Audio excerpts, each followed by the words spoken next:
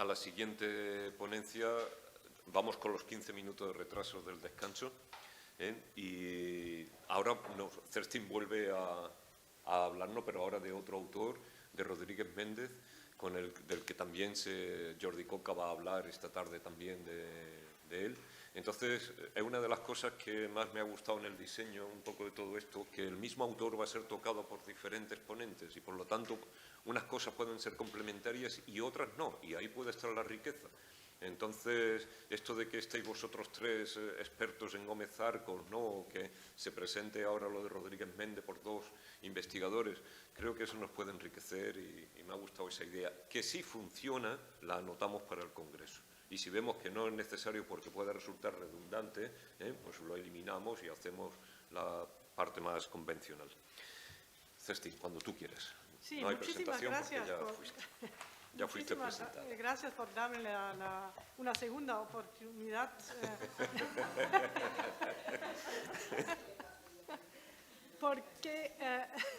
Porque Rodríguez Méndez forma parte, o el teatro de Rodríguez Méndez forma parte de un estudio que he escrito sobre la generación realista. Entonces, he cambiado un poco el tema anunciado en el programa. No hablo sobre todo el teatro de Rodríguez Méndez, sino sobre una obra,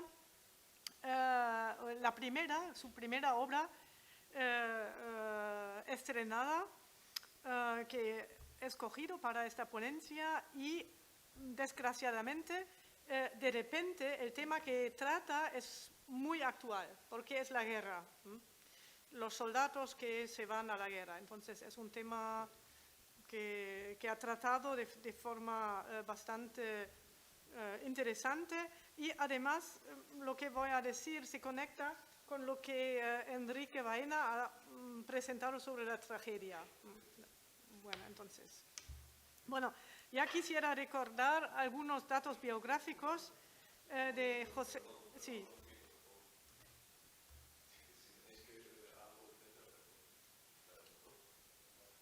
Bueno, quisiera recordar solamente al principio algunos datos biográficos del autor. José María Rodríguez Méndez nació en el año 1925 y murió en el año 2009. Como sabido, es uno de los representantes más conocidos e importantes de la generación realista, perteneciente al teatro español antifranquista y crítico del siglo XX. Nació en Madrid, donde vivió la guerra civil. Entonces, este tema sale en esta obra también. Durante sus estudios de Derecho en la Universidad de Barcelona, se sumó al TU. Además, fue miembro de la compañía de teatro de Francisco Melgares y trabajó como apuntador en el teatro de cámara dirigido por José Luis Alonso.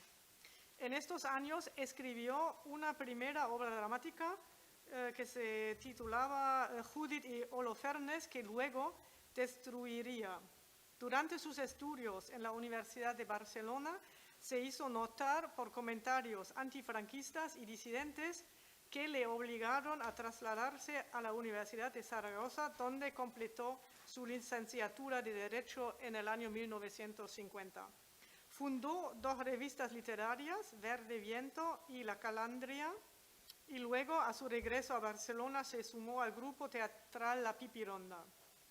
El primer drama con el que se dio a conocer como dramaturgo opuesto al régimen fue precisamente Vagones de Madera, obra de la que hablo hoy, una pieza anterior y también crítica titulada El milagro del pan y de los peces, escrita en el año 1953, quedó sin publicar.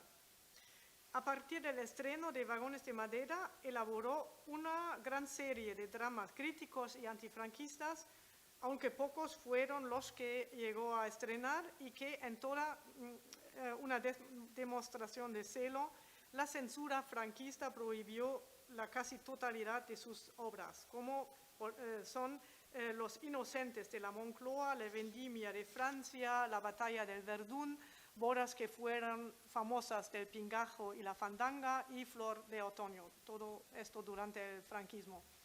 Como los demás dramaturgos de la generación realista, pugnó contra el teatro comercial y burgués y nunca se plegó ante la censura, con el resultado de que en numerosas ocasiones tenía que guardar obras inéditas. Tras la muerte del dictador, intentó estrenar estas piezas al tiempo que seguía escribiendo obras más maestras como Isabelita tenía ángel, Último batalla en el Pardo, La marca de fuego y muchas otras más. Durante toda su vida, Rodríguez Méndez denunció los graves y duros problemas sociales en la España de Franco, pero también los problemas políticos sociales ya en tiempos de la reinstaurada democracia, lo cual subrayan sus últimas obras. Se le han otorgado varios prestigiosos premios por su obra dramática, a saber, el Larra en el año 1964, el Nacional de Literatura Dramática en el 94 y el Premio de Honor de los Más de las Artes Escénicas en el 2005. Escrito en 1958, Vagones de Madera se lee como un grito de protesta dirigido contra el sacrificio de los soldados en las guerras y contra la retórica provocativa de los militares, como lo afirma el propio dramaturgo. Cito: «Desde Vagones de Madera a los Quinquis de Madrid he querido gritar. Me han tapado la boca una y otra vez. Por eso quiero gritar cada vez mejor, con más fuerza, aunque no se me oiga». Fin de cita. La obra denuncia, tal y como subraya el dramaturgo en una entrevista, cito, la tragedia de la juventud española. Fin de cita. Por lo cual coincide en muchos aspectos con Escuadra hacia la muerte de Alfonso Sastre. Como el drama sastreano, Vagones de Madera logró estrenarse en un teatro universitario. El estreno en el Teatro Español Universitario de Barcelona en el año 1959 es para esta institución, y ahora cito a Pérez de Olaguer, una de las páginas más brillantes. En efecto, con esta obra sumamente elogiada, Rodríguez Méndez hizo su debut como dramaturgo. La crítica contemporánea definió la obra además como teatro social y el mismo autor, en una entrevista con Cantieri Mora, la consideraba realista y popular.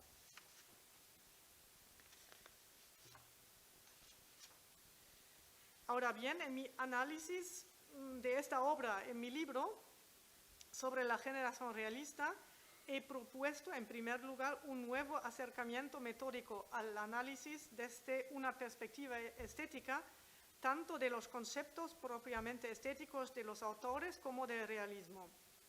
Este enfoque novedoso en este momento se centra básicamente en la escritura realista, es decir, en los procedimientos estéticos que sirven para crear dramatúrgicamente una versión realista de un mundo ficticio, el cual a su vez permite descubrir la cruda realidad socioeconómica de la dictadura franquista. Para analizar la manera en que se construye en los dramas una imagen crítica, sino disidente, y por añadidura opuesta a la imagen creada por la retórica franquista de, cito, un país en orden y además alimentado, trabajando y feliz, es una cita de Sinova, he examinado la dicotomía entre el espacio cerrado, como referencia a la sociedad coetánea, y el espacio abierto, que simboliza posibles escapatorias. Esta dicotomía se manifiesta en todos los dramas realistas en mi estudio. En segundo lugar, tal acercamiento metódico me ha permitido proponer una definición más exacta del realismo de esta generación, la cual, a mi modo de ver, sustenta con toda legitimidad el título que le fue atribuido por José Monleón. La acción de Vagones de Madera no se desarrolla durante la dictadura de Franco, sino que está trasladada a otra época para ocultar, pero no disimular, posibles alusiones al franquismo. Rodríguez Méndez sitúa la acción en la época de la Restauración, concretamente en el año 1921, y eso se escribe también en la puerta del vagón que aparece en la escena, y aparece escrito con tiza, cito, «Vivan los quintos de 1921», como reza la acotación inicial, coincidiendo así con el año del desastre de Anual sufrido por las tropas españolas a manos de los rifeños. En efecto, tan solo la alusión a una guerra subraya la perspectiva crítica del drama y del tema. La acción comprende un viaje de 4 días en tren desde el centro de España hasta la costa de Algeciras. Esta acción está estructurada en 3 actos que ilustran los 3 momentos decisivos de la toma de conciencia de 8 soldados que se llaman Valencia, Estella, Torero, Luis, Navaja, Ferminillo, Álvar y Pablo, que se encuentran encerrados en el vagón de madera, donde además están oprimidos por un cabo y un sargento. Dentro de este espacio cerrado empieza una lucha por el poder entre los 8 reclutas. Valencia, quien había jurado luchar por la fraternidad y la unidad de España, logra terminar esta contienda por medio de una pequeña fiesta. Es el final del acto primero. No obstante, el conflicto entre 2 de los soldados, Álvar y Navaja, continúa. Cuando Valencia intenta mediar en la reyerta, Álvar acuchilla a Valencia y hiere a Torero. Mientras que los contrincantes Álvar y Navaja se los lleva a juicio militar para ser fusilados o encomendados por un escuadrón de muerte. A los soldaditos restantes, Luis, Ferminillo, Estella y Pablo, se los conduce a la juramentación de la guerra colonial. Pablo se opone a la retórica bélica y retoma el discurso pacifista de Valencia. Un símbolo de este ideal es el mar, cuya vista provoca en Pablo un momento epifánico. No obstante, queda sin aclarar si esta mirada al mar es el desencadenante de la rebelión en contra del poder militar. Los soldados ven el vagón como un espacio cerrado que los lleva hacia la muerte. La visión por entre las ranuras de la madera hacia, cito, un paisaje cadavérico de lomas iluminadas por la luna, fin de cita, anticipa el fin trágico del viaje. El paralelo establecido entre el transporte de los soldados y el transporte de vacas al matadero es obvio. En efecto, los 8 personajes, todos los cuales se hallan víctimas de la reclusión en un espacio inhumano, son representantes del pueblo oprimido por parte del poder militar, conforme el dramaturgo los concibió para protagonizar sus obras antifranquistas. Así se plasma desde la primera escena la imagen de las 2 Españas.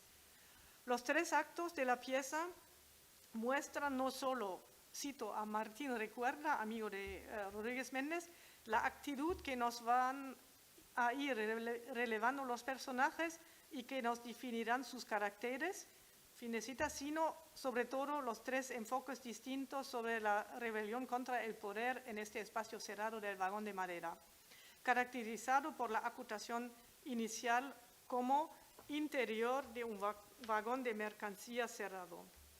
En efecto, la lucha de las 2 Españas se refleja también en la configuración de los personajes, marcada por el antagonismo soldados-pueblo y soldados-poderes.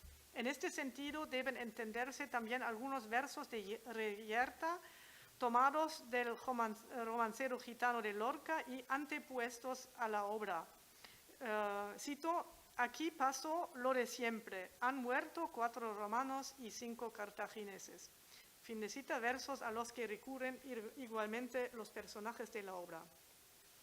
José María Rodríguez Méndez recurre a diversas estrategias dramáticas para ocultar la analogía entre el mensaje antimilitarista de la pieza y las estructuras político-sociales del franquismo. Respecto al tiempo dramático, la estrategia más obvia es la localización del drama en un contexto histórico distinto, pero no menos crítico, que debe entenderse como un procedimiento destinado a engañar la censura. Esta forma de crear una cierta opacidad la emplea José María Rodríguez Méndez en Vagones de madera cuando coloca el transporte de las tropas en la época de la Restauración. El veto por parte de la censura oficial del régimen al estreno de esta obra pone de manifiesto que ni las formas de opacidad ni las analogías temáticas entre la época de la Restauración y la era de Franco consiguieron ocultar el mensaje crítico de la obra. Otro procedimiento para hablar sobre la dictadura es la configuración de un microcosmos que contrasta con un macrocosmos igualmente plasmado en la obra. Tal construcción metonímica del microcosmos como pars pro toto es otro aspecto importante que caracteriza esta obra, pero también muchas otras de la generación realista. En efecto, en Vagones de Madera, el espacio dramático clausurado refleja un microcosmos dentro del cual se desarrollan los mismos conflictos que los dentro del macrocosmos. De esta forma, el espacio cerrado del vagón de madera permite imaginar la rebeldía de los soldados encerrados como una consecuencia lógica de su opresión y reclusión, configuración que debería dar un impulso a los que viven en el macrocosmos que se llama España. Además de esta relación metonímica entre microcosmos y macrocosmos, ambos espacios se caracterizan por su atmósfera claustrofóbica, así que el empleo de las reglas aristotélicas de unidad respecto a la acción y al lugar por parte de Rodríguez Méndez sirve de la mejor manera para configurar este espacio cerrado de vagón. Finalmente, el microcosmos se define particularmente por medio de la dicotomía entre el espacio cerrado y un espacio abierto. Espacio abierto que resulta en la pieza bastante abstracto, ya que el mar no es para los soldaditos un espacio real de escape a la libertad, sino mucho más un espacio imaginario. La falta de un verdadero espacio abierto en esta pieza es signo de una situación sin salida, de la cual solo es posible escapar mediante la huida mental a espacios imaginarios, lo que hacen los soldaditos durante la fiesta. De tal modo, Rodríguez Méndez esboza en sus obras dramáticas una visión sumamente pesimista del tiempo que le ha tocado vivir. Así se plasma la actitud crítica y hasta disidente de Rodríguez Méndez se plasma igualmente en su reflexión poetológica y cultural. Por ese motivo es imprescindible recapitular las ideas estéticas fundamentales del dramaturgo que se ven en su concepto del, cito, teatro español, teatro popular, teatro europeo, y en su visión del teatro como expresión social y cultural. En su lucha contra el teatro burgués, desarrolló una labor ensayística explicando su visión del concepto de un teatro popular y de un teatro puramente español.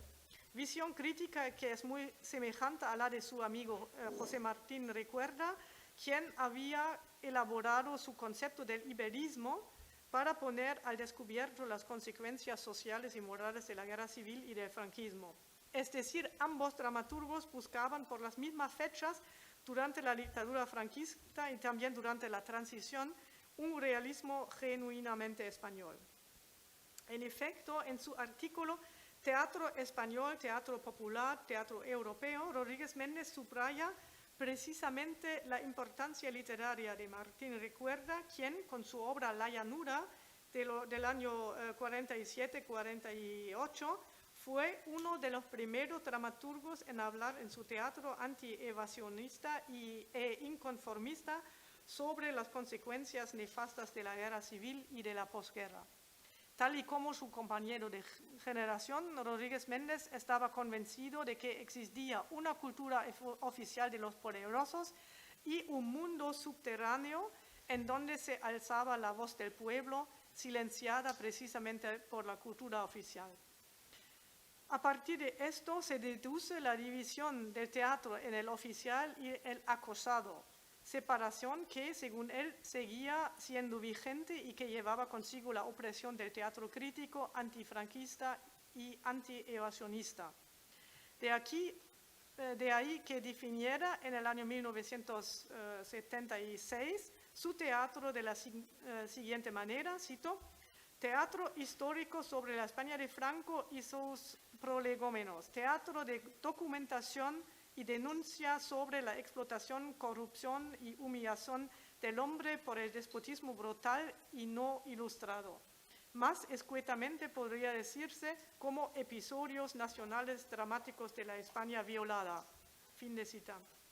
Esta alusión a una literatura amordazada dentro de la cual él sitúa su propio teatro resurge en su ensayo sobre el machismo español y además en sus comentarios impertinentes sobre el teatro español y también en su estudio titulado La incultura teatral de España, reanudando así con las ideas que él había ya expuesto en los artículos anteriormente citados, el teatro como teatro español popular y europeo. Así se plasma ya en Vagones de Madera el acto de rebeldía, el grito de protesta de Rodríguez Méndez con su teatro popular contra todo lo que quería ocultar y silenciar la censura franquista. La crítica de los soldados al sistema político se efectúa en 3 pasos, entre los cuales quizás el más insistente sea el pacifismo de Valencia.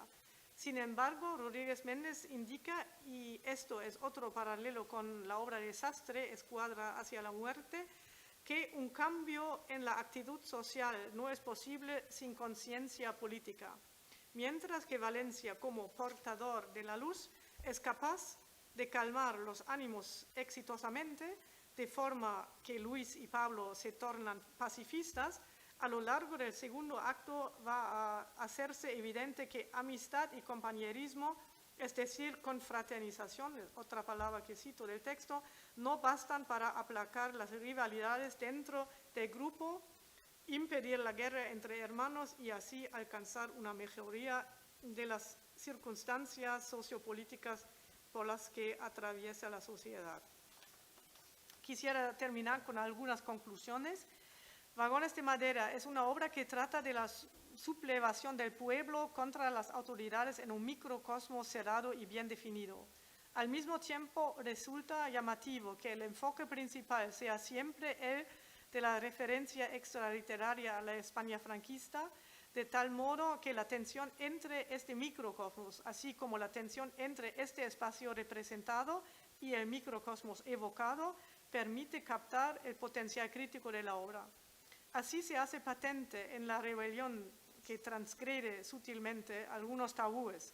A ellos se añaden sublevaciones en contra de una o varias figuras que personifican las estructuras opresivas del Estado, las cuales a su vez oprimirán más tarde a las figuras que se rebelan contra ellas, las maltratan, las encarcelan y las explotan en aras de afirmar su propio poder. Es de notar igualmente que la rebeldía de los personajes en contra de lo injusto y de lo represivo del sistema de poder se inicia dentro del microcosmos, por lo cual los personajes empiezan a romper el silencio y poner en marcha una revuelta por medio de la que hacen tambalear o sucumbir el sistema. De aquí que la guerra civil se evoque como el desgraciado origen de todos los males. En Vagones de Madera y también en la mayoría de sus dramas escritos desde el primer postfranquismo, José María Rodríguez Méndez utiliza momentos claves de la historia de España, así como grandes figuras políticas y culturales a modo de material dramático para deconstruir y luego reconstruir precisamente este material con el fin de estimular una reflexión crítica sobre el pasado, la actualidad y también el futuro de España. A través de una reescritura contestataria de momentos importantes de la historia española se perfila del mismo modo el compromiso del escritor con la identidad nacional y cultural de su país. Esta identidad se basa, según él, en una visión, cito, castiza de España. Por este y no por otro motivo, rechaza todo tipo de influencias extranjeras para mantener viva la cultura popular española. Toda la obra de José María Rodríguez Méndez se centra en la cultura popular y en los héroes del pueblo sufrido y oprimido en determinados momentos de la historia de España. En su ensayo sobre el machismo español del año 1971, el autor explica, mediante algunos tipos de la literatura española, entre ellos el Escamarán, el Manolo y el Pichi, las bases de su labor como escritor.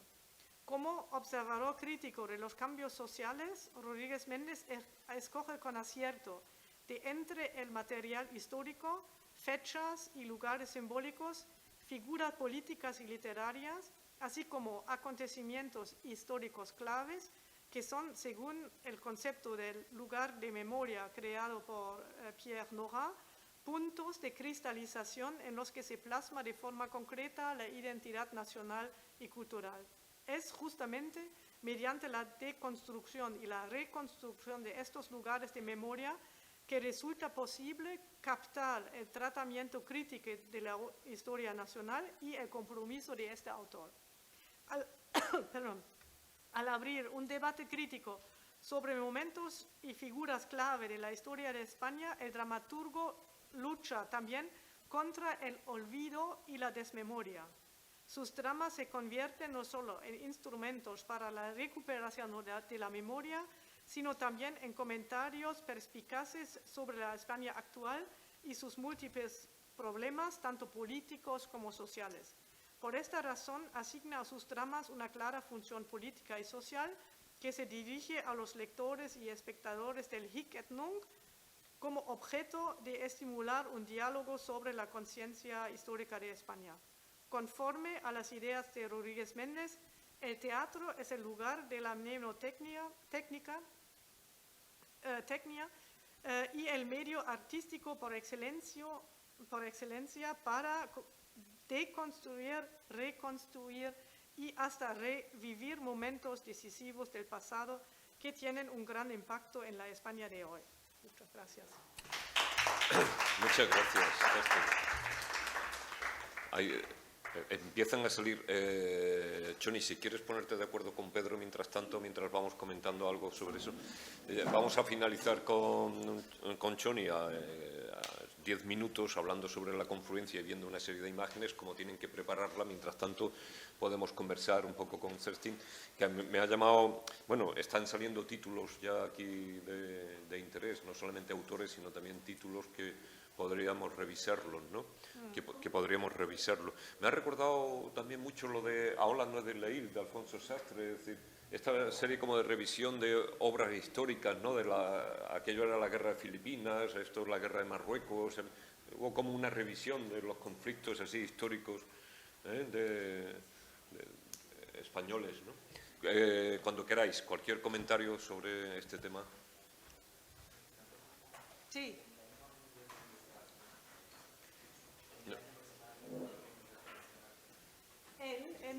A finales de los años 40, 50, principios de los 50, sí.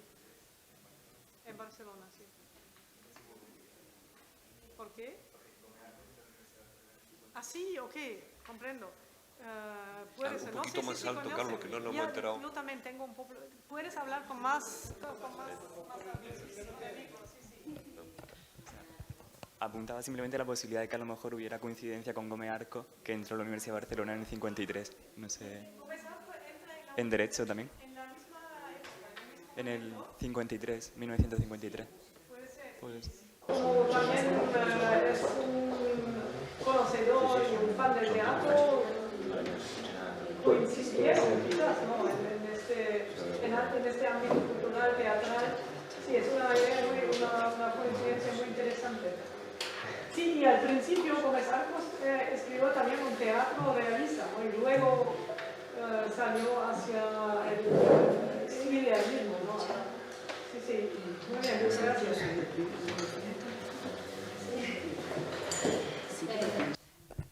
Hablando de los periodos históricos escogidos, se observa que son todos aquellos que preceden la Guerra Civil y que van a precipitar los acontecimientos, o sea, antes de la Segunda República y después la Guerra Civil, en los años 20 aquí.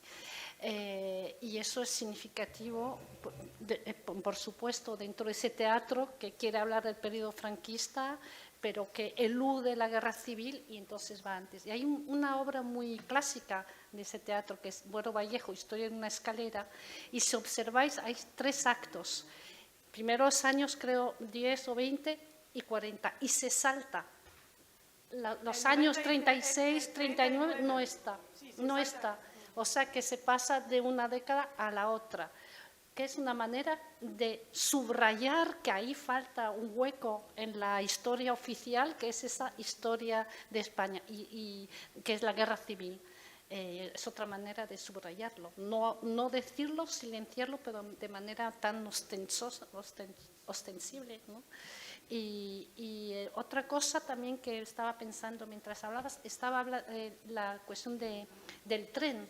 Buero Vallejo tiene también una obra que se llama Aventura en lo gris, que es un tren que nunca llega, que nos sitúa en la guerra civil, en una imaginaria surrelia que había inventado, también en guerra, y que no acaba no llegando. Y Alfonso Vallejo, el cero transparente, ya que son, pues, es un psiquiátrico, o sea, se llevan los locos a un lugar y ellos se creen que se van pues a otro lugar, un poco como la fundación de Buero Vallejo también, donde se imaginan que están en otro mundo y los van a llevar a tortura. O sea, que hay toda una serie, me parece, de símbolos, de referencias muy recurrentes entre todos esos autores. Sí. También en Arrabal, eso el título de su tema, Picnic en el campo. ¿Cuál es eso también? ¿Cómo? ¿Picnic en el qué? Picnic, es picnic, okay. sí, okay. Que vienen a hacer picnic, pero delante de, sí, o sea, es el en tema plena de guerra. la guerra que continúa así también en la dramaturgia escrita fuera de España, ¿no? Este tema del tren, yo creo que además de este microcosmos que refleja de alguna manera el microcosmos de España, la guerra civil, etc., pero también tiene un poco existencialista. Es decir, hay, por ejemplo, en catalán un autor, también dramaturgo, pero sobre todo novelista, Manuel de Pedrolo, que tiene un par de novelas, una de las cuales se llama Entrada en Blanco. Y estos espacios y este tren que va a ninguna parte, que no para nunca, que es el tren de la vida que lleva a la muerte, etcétera, de alguna manera recoge la herencia sartriana del Wicklows. Y a mí me parece que sería interesante plantearnos en estos autores que estamos ahora comentando si este fondo existencialista está o no está, porque eso refleja de alguna manera una actitud delante del hecho de vivir, ¿no? Y es una actitud fuertemente política en el fondo, porque cuando no tienes Dios, cuando no tienes ideología, cuando no tienes nada, y solamente tú eres el responsable de construir tu vida, todo se tiene que leer de una manera y en cambio sería de otra, ¿no? En fin, son sugerencias muy interesantes, me ha gustado mucho. Yo añadiría solamente en estas pinceladas biográficas que has dado, 2 cositas que me parecen importantes. Una, José María Rodríguez Méndez era un gay militante, o sea, era homosexual. Ser homosexual en 1950 o en los años 50 en Barcelona y en España era realmente muy, muy, muy difícil. Paradoja también muy interesante, en el año 56 se enrola en el ejército y está 2 años enrolado en el ejército voluntariamente. No sabes por qué. Las digamos, biografías al uso dicen que es que porque no tenía recursos, él venía realmente de una familia muy pobre, pero no creo que fuera por esto. Me parece que no sé. Y después es muy importante la referencia a la pipironda. Lo de la pipironda, que es muy poco conocido fuera del ámbito estricto de Barcelona y aún en ciertos círculos, es una experiencia interesantísima de teatro de guerrillas, en pleno franquismo, o sea, a partir del 58. Y ahí estaban, además de José María Rodríguez Méndez, Paco Candel, el novelista, y otras muchas personas, pero es que esta gente lo que hacían es presentarse en un bar o en un barrio de barracas sin previo aviso de nadie y decir, somos comediantes, venimos a haceros una representación. A veces la excusa era hacer Lope o hacer lo que sea, o algunos textos de José María, y bueno, todo esto no se conoce, o casi no se conoce. Y es muy interesante, porque hay muchas obras de Rodríguez Méndez están escritas expresamente para la pipironda. Sí, muchas gracias. Bastantes, digamos, de las de este periodo, de los años 50. Sí. Bueno, ya como esta tarde me toca, ya comentaremos más cosas. Es que José María Rodríguez Méndez es una de mis pasiones. Y el título que he puesto a mi intervención, En tierra de nadie, intenta explicar esto. Es que realmente es en tierra de nadie. Por diversos motivos, no solamente literarios. En fin, hablaremos luego. Bueno, he hablado porque nos has dado permiso, Rafa.